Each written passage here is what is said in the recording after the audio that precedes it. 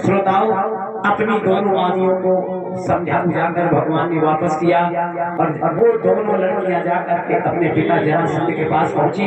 जरासंध एकदम से गुस्सा हुआ कि मेरी दशा इन लड़कियों की कैसी भई, किसने किया। उसी समय आज अस्तित्व भी कहने लगी पिताजी ये सब कृष्ण की ही देन है। उसी समय आज जरासंध ने इतनी सेना भेजी और इस प्रकार से उसने चढ़ाई। जो प्रसाद ले फल है उनको फल भी देते जाना साथ। यानी 17 बार इसने चढ़ाई की, 18वीं बार में लेकिन परास्त हो गया। और इधर 18वीं बार में काल यवन को भेजा कि आज तुम जा करके इससे परास्त करके आओ। काल यवन अपनी वृक्ष सेना लेकर के आज जैसे ही कृष्ण ने देखा तो कृष्ण देख करके एकदम भाग खड़े हुए और जा करके धौलागिर गुफा में जहाँ मुचकुंद महाराज सो रहे थे वहां पर उनका पीताम्बर हटा करके अपना पीताम्बर डाल करके और एक वृक्ष की आड़ में बैठ गए। आज काल यवन भागता हुआ गया और जा करके पीताम्बर को हटा करके जैसे ही उठाया कि तुम डर करके भागे आए यहाँ से, यहाँ छुप के बैठे हो, लेट गए आके। और जैसे ही पीताम्बर हटाया तो उसी समय आज मुचकुंद महाराज सोए हुए थे। चूंकि उनको नींद का बहुत दिन हो गए थे, युद्ध करते करते करते थके हुए थे, तो भगवान ने इनको वरदान दिया था त्रेता में, तो ये सोए हुए थे। तो जैसे ही पीताम्बर हटाया तो एकदम से उठ करके बैठ गए। तो काल देखते देखते चल गया और इधर उसी जगह से इनका नाम पड़ा रणछोड़, भगवान कृष्ण का। इस प्रकार से श्रोताओं आज इधर भगवान कृष्ण ने अच्छे प्रकार से लीलाएं की, चीर हरण किया। चीरों को ये गोपियां सभी निर्वस्त्र होकर के स्नान करती थी, तो भगवान ने इनको भी एक ज्ञान दिया क्योंकि निर्वस्त्र इसमें जल में स्नान नहीं करना चाहिए, क्योंकि वरुण देव का वास होता है, वरुण महाराज का अपमान होता है। तो श्रोताओं सभी गोपियां नहा रही थी, वस्त्रों को हटा करके भगवान जा करके उनके चीरों को चुरा लिया और जा करके एक दीवार एक वृक्ष की ओट में सब चीरों को बांध करके और चुपचाप बैठ गए। अब जो गोपियां नहा करके बहरा देखा कि चीर नहीं, वो कहीं चुनरिया नहीं, देखा कि अरे वो तो कृष्ण वो बैठा है उसी में चुराई। तो हाथ जोड़ करके सभी बुला रही है कैसे चीर हमारो दे दे मुरारी।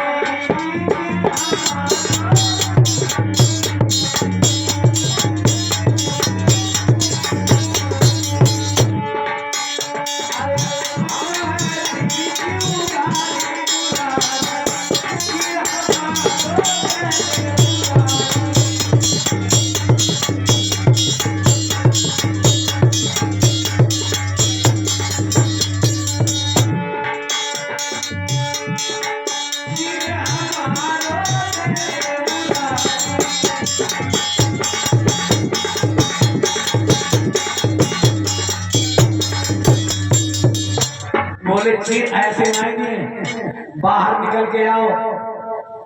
गोपियां कहने लगी नहीं प्रभु हम जल में निर्वस्त्र हैं। बोले ऐसे नहीं, ऐसे नहीं, बाहर निकल के आओ। ये तो भगवान का खेल था।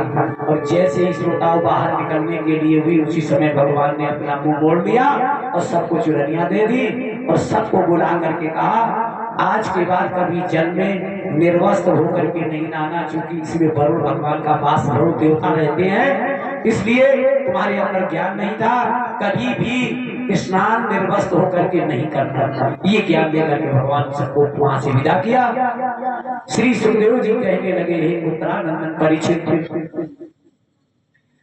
आगे बड़ी ही सुंदर कथाएं आ रही है कि भगवान के विवाह किस प्रकार से हुए और अगर एक विवाह बताएंगे तो एक 16,000 बताएंगे तो 16,000 में 16 महीना पूरे होते हैं, बहुत समय लग जाएगा।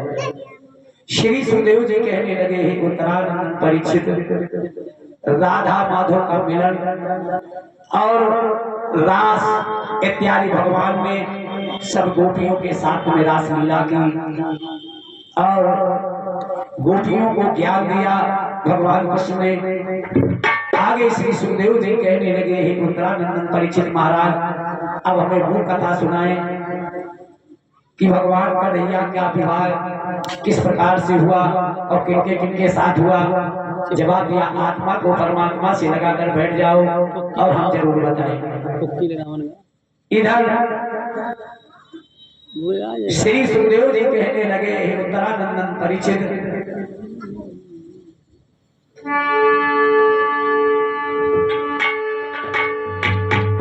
आपके ये पड़ता है अछलदा से बिधुना के बीच में एक ग्राम पड़ता है, कौन सा गांव? कुंदन। दिमाग खोल करके रखो, साथ में इतने दिन से ढोलक बजा रहे हैं।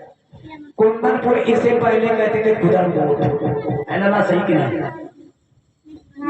वहां के एक राजा राज करते थे जिनका नाम राजा भीष्मक था, बड़े आदर्श राजा थे।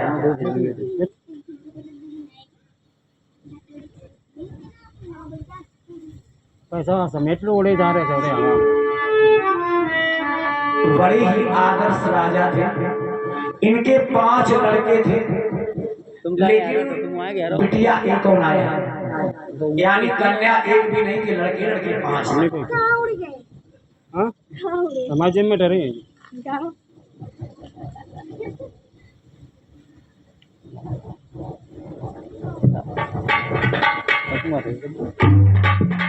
अब 5 में रुकुम केत रुकुम माली, इस प्रकार से पुत्र तो 5 थे, लेकिन बिटिया एक और रहे, राजा भीष्मक।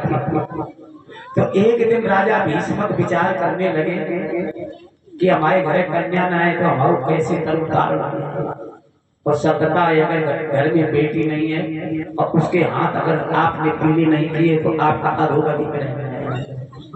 तो एक दिन राजा भीष्मक अपने राज दरबार में बैठे बैठे सोचते सोचते आंखों में आंसू आ गए। विचार करने लगे कि पुत्र तो मेरे 5 लड़के 5 हैं, लेकिन मेरे बिटिया नहीं। सोच रहे थे बैठे बैठे, और तब तक देव ऋषि नारद हाथ में वीणा लेके नारायण नारायण करते हुए आज पास में आ गया।